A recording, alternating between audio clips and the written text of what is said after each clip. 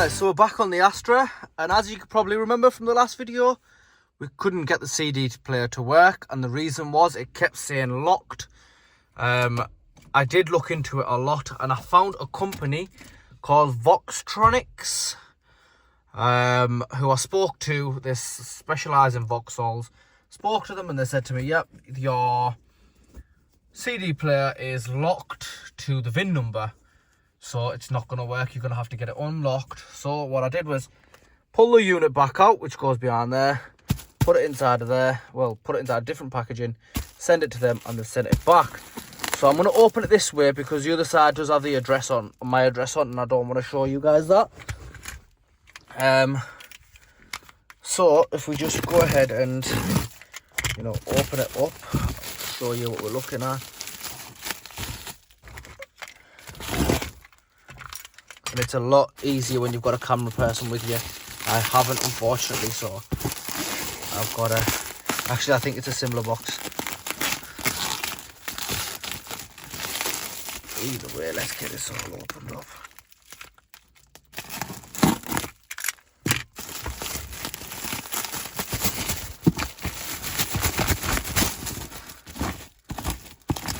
Now, this has just come back today.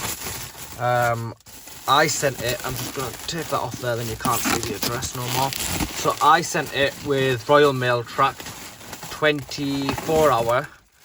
Shut that in the back there, right, and then the person who done it for me, so the company, shall I say, they done it and sent it back with Royal Mail 24 hour tracked. And this, in fact, cost us, it was including my shipping costs, like, for me to ship it off to him, a total of £36.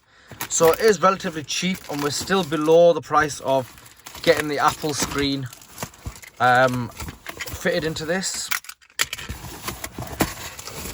So let's get it out. Might look like I'm doing it a bit. Why am I doing like this? But it's really hard to do it one-handed.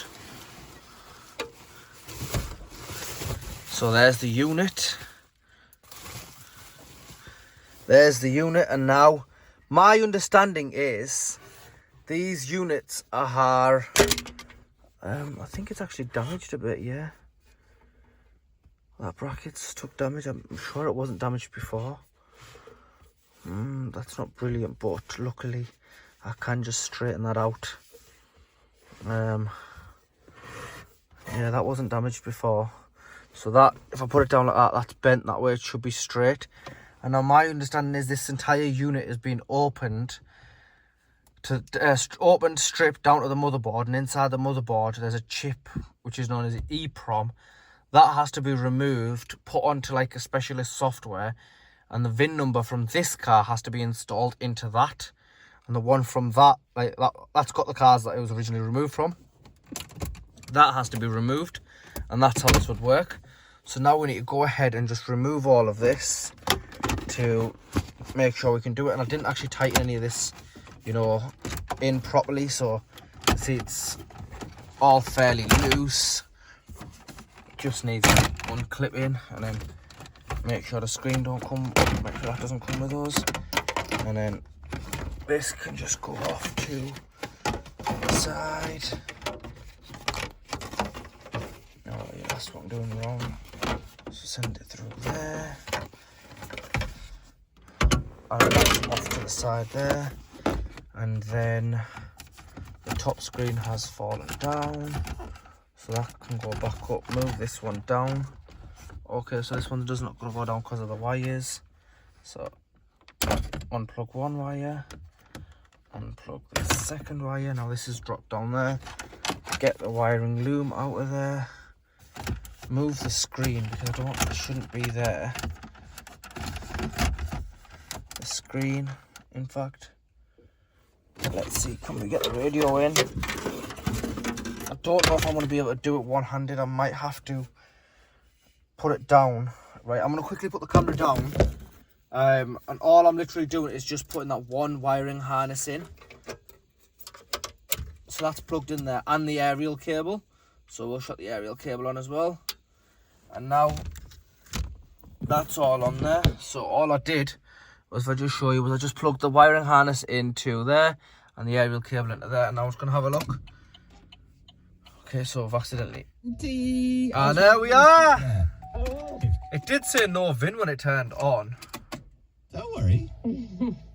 Right, okay, so I don't think there's actually a VIN number that gets entered in it. I think that gets flashed. Because I was holding the camera there, I didn't realise, I didn't catch what it said there.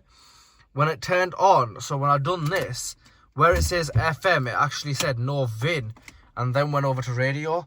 But this now works, which means I'm going to go ahead and get this now fitted into there. Once this is fitted into there, I'll show you what it looks like. Right, and just like that, as you can see, we've got it all closed up. Just need to put this bottom part in, which literally just pops in like that. All the screws and everything's back in. Then we can go ahead and put this piece in first, take it out of gear. And this, I think, I can't remember how it goes. It doesn't just push in there, does it not? It pushes inwards like that. And then this has got 2 tabs on the back there, which just slot into them little slots down there. So again, this just sits on there like that. And now this is secure. If you remember, there were 2 8mm bolts missing, so I did have to supply them, fit them. Lucky I had them lying around, maybe off another project or another car, or you know, something. They were just kicking about in the box of screws anyway. So we have now got all of it closed up, and the Astra is looking like an Astra on the inside there, as you can see. So if we go ahead, turn the ignition, and we've got power. We can see there, so the heating's come on. So we'll turn the heating control off. But the heating was always working, that wasn't the issue. The issue for us was this wasn't working, and that used to say locked. So now that's all working. As you can see, we've got all the radio stations, we've got radio, we've got CD, aux, and we've got phone. So when I'm pressing phone, it's not actually doing anything. The video did cut itself, and I do apologise for that. It's because I received a call. I am recording on my phone and I received a call, so the video did stop. But the phone isn't doing anything. I think it's because there's no phone connected. But we've got the aux there, we've got the USB there. The USB, I'm not sure if it actually works, so I was connected with that. But I think it was the original, because if you look there, you can see that one's been cut out pretty much identical to that one. And it doesn't look like someone like who doesn't know has done that, and it doesn't really push in, same as that one. And obviously we've got our 12-volt cigarette port charger, phone charger thing down there. But the main thing is we've got the radio working. Let's go to radio. Let's go to capital, and where I am, capital is 106.4. There we are. Let's save that as number 1. It's all working perfect. So not only have we fixed the damage, we fixed the damage, we've got the engine running nice and smooth, we've got no fault codes, and we've also fixed the radio. We learnt something. Well, I learnt something anyway. But do any fault codes actually appear up on the dash? Nothing. So before here we used to get a code, like a code 59 and stuff. Now we get absolutely nothing when we start the engine up. Just make sure it's out of gear because I've got my foot on the clutch. What lights do remain? So we've got the seatbelt light because I'm not wearing a seatbelt. We've got the handbrake up because the handbrake's up. The handbrake one, I'll just show you there. It'll turn off when I take the handbrake off. And the seatbelt one will go off when I put my seatbelt on, but I'm not going to. In that sense, we're quite good to go. Car's wicked now, so it just needs to get valeted, and I've just got cruise control. Just needs to get valeted, pictured up, and then we'll see what we can get for it on the market.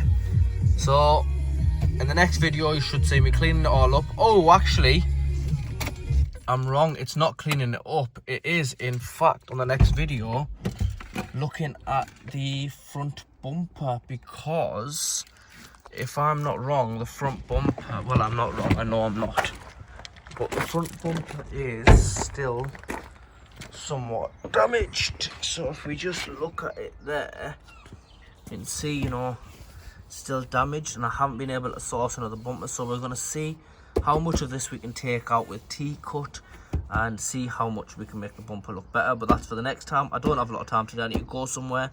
So that's all for today, guys. Please like, share and subscribe.